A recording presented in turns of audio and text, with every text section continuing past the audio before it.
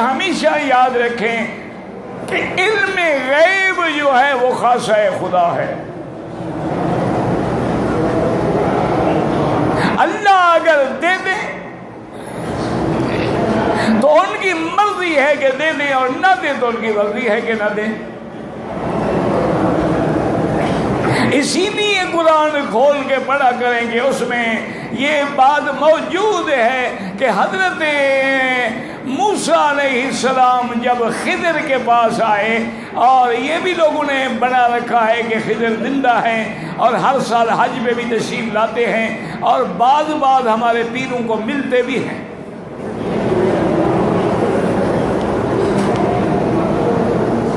نہ ایمان سے کہو یہ اتنے بڑے جھوٹ بولنے کے بعد خدا کے سامنے کیسے جائیں؟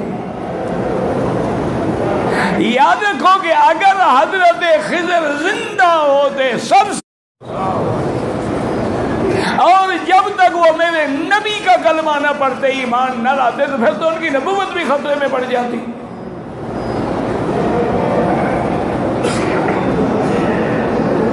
اللہ نے حکم دیا تھا حضرت موسیٰ علیہ السلام کو کہ جاؤ فلاں جزیرے میں میرا ایک بندہ ہے.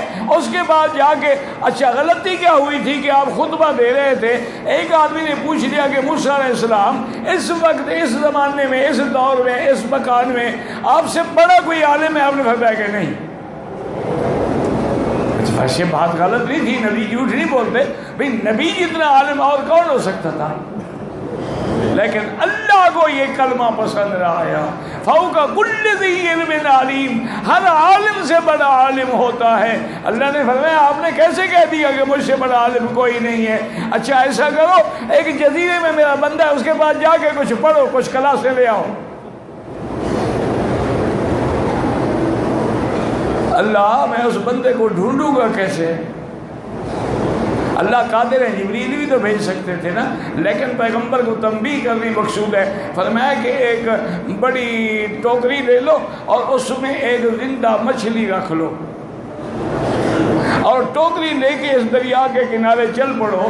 جہاں وہ مچھلی نکل کے ٹوکری سے دریا میں چل پڑے، بس اسی راستے پہ چلے جانا، آگے وہ میرا بندہ سویا ہوگا.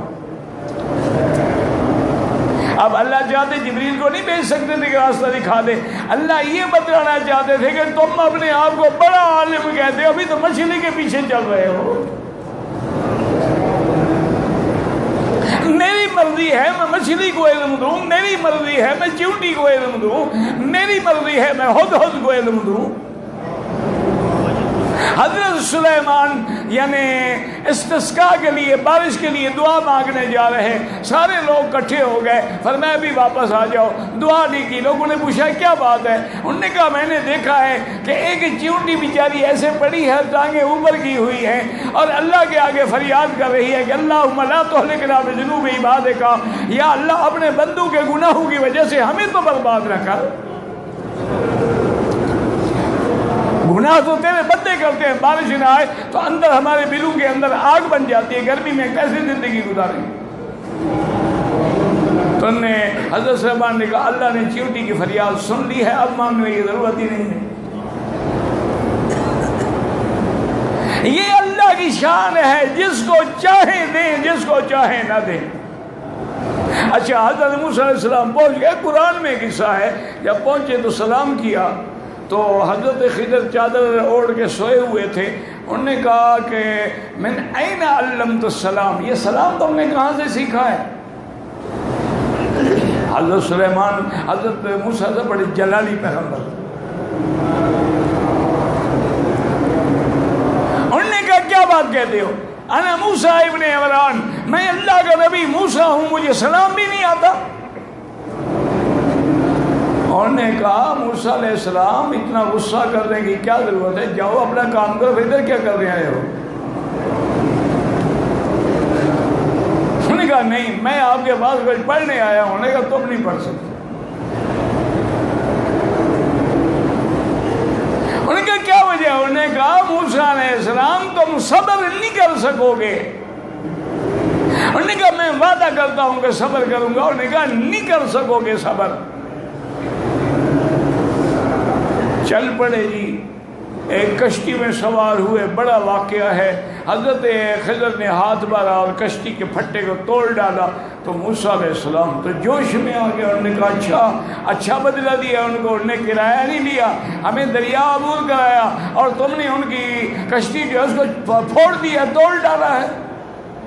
حضرت خضر مسکرائے, فرمایا موسیٰ میں نے کہا نہیں تھا انک لن تستطیع معی صبرا, میرے ساتھ تمہارا کام نہیں ہے چلنا. اور اسی ضمن میں کشتی کے کنارے پہ ایک چڑیا چھوٹی سی آگے بیٹھی اور چونچ میں بھر بھر کے پانی پی رہی تھی اور چونچ بھر کے لے گئی. تو حضرت خضر نے فرمایا کہ موسیٰ هل نقص من ماء البحر شيئا, دریا کے پانی میں سے اس چڑیا کے چونچ مارنے سے کوئی کمی آ گئی ہے؟ انہوں نے کہا حضرت دریا میں کیا کمی آ سکتی ہے؟ انہوں نے فرمایا موسیٰ علمی و علمک و علم الخلائق کلھا, میرا علم تیرا علم ساری مخلوق کا علم اللہ کے علم میں اتنی کمی بھی نہیں کر سکتے جتنا اس نے پانی میں کی ہے.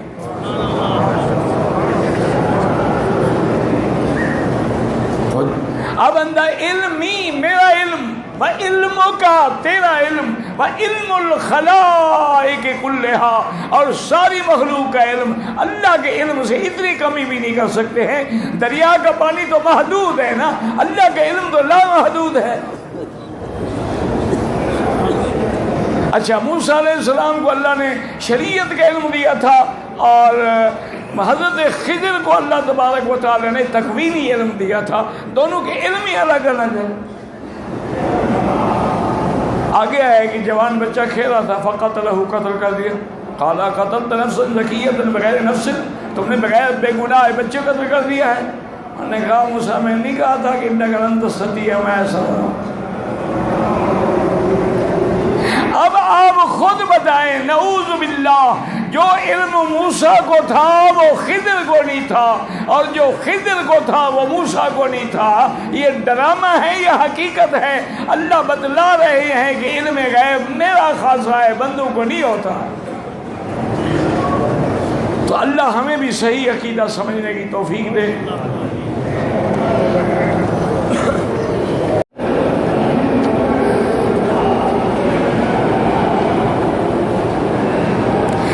کچھ علماء جو ہے 11ویں کے کھانے میں شریک رہنے کو